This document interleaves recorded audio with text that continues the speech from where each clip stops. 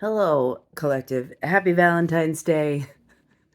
I'm going to do a fun little reading about getting lucky. Now, this is a collective reading, so what it means to get lucky may be different for everybody, but we're just going to do it anyway. And we got some four-leaf clovers just to sweeten the pot. So I've already shuffled. I'm going to lay down 3 cards. We're going to see what's going on here. One moment. All right, my loves, let's talk about how to get lucky. How do we get lucky? Well, 2 things I want to draw your attention to. If you didn't notice, there was a card underneath there that's stuck. That's still underneath there, and we'll talk about that in a minute. On the bottom of the deck is the 3 of Swords. You don't feel lucky at all. We've got the 5 of Cups here, surrounded by the Wheel of Fortune and the Emperor. The sense is that you feel the opposite of lucky. You feel like you destroy everything that you touch, and that is your lot in life. You feel sort of destined for everything to fall apart around you, no matter what it is that you do, and you have had a hard time getting past the heartbreak that you've experienced in life. That 5 of Cups is a deep disappointment. In the traditional imagery for this card, you've got that hooded figure who is staring at 2 cups that have spilled while 3 are still upright. And the idea is that there's still some things that are positive that you're not paying attention to. And if there was any indication that this is absolutely 100% what's happening here, it's the card that's stuck to the tray that's underneath this 5 of Cups. It's the 3 of Cups. That's the 3 cups that are still there. This is entirely a perspective thing for you. You just don't feel in control of yourself, or you feel like you trying to make things go your way screws everything up. Your lot in life is not misery forever. You are not cursed or destined for everything in your life to fall apart at every good opportunity. That is definitely not your lot in life. There is no negative karma around that. The issue that I'm seeing, though, is shame. I feel like you are stuck in shame with yourself. I feel like whatever experiences you've had in the past, you are upset with yourself. You've been disappointed in yourself, but you get stuck on the shame. And when we get stuck in shame, we end up just berating ourselves. That's what shame is. We're berating ourselves for making mistakes. And when we stay stuck there, we're not looking at how we can change and grow and do better. And that is possible here. Absolutely possible. Shame is in the way. Shame is preventing you from really finding that wonderful joy and happiness that you're looking for. You're keeping yourself from it.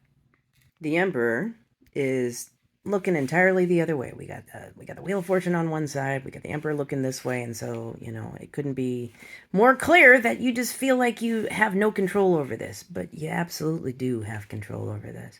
This is fully within your control. Little cryptid oracle cards to clarify here. We got Squonk. We got Jackalope. And we got Shook. It is what you make it. It depends on what you want to see in your life.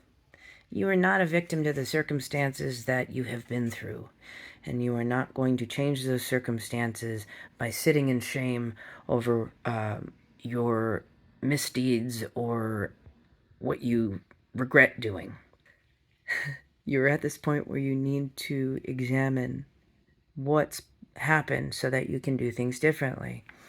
Some of the problem is just being overwhelmed by emotion, maybe not understanding your emotion too well, acting impulsively. There's a lot of very quick movement that ends up manifesting either joy or sadness. There needs to be balance between your emotions and actions. I was just talking about this the other day about responding, not reacting. We can stop and think about our emotions and the experience that we're going through and respond instead of reacting. It goes a lot better. It's so important for you to get out of this place of shaming yourself for things that have not gone well and switch from feeling disappointed over all the misdeeds that you've done in your life, and really move out of that I'm a victim of the circumstances of life and my own bad behavior into a place of, no, I am in control of myself. And I have the power and ability to change what my life is looking like and how I do things, and really bring that joy into my life. It is fully up to you whether you want to have joy in your life or perpetual sadness and shame for things and your behaviors that have messed things up. Your behavior, your actions, what you choose is always within your control. Always within your control. We absolutely can and do mess things up.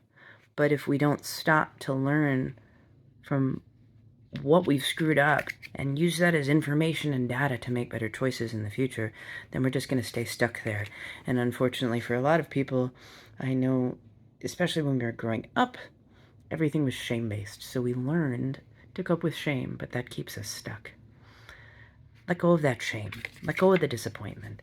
The joy is there. It is 100% possible. How to get lucky? Know that you can. Know that it just involves changing your approach and changing your perception and not shaming yourself for the shit you've done wrong, but acknowledging that you messed up and looking critically and honestly and compassionately with empathy towards yourself about what your actions have been, and making a decision to change that so that you have coming in that joy and that celebration that you're really looking for, because you are in control. That's all. Happy Valentine's Day. Love you. Bye.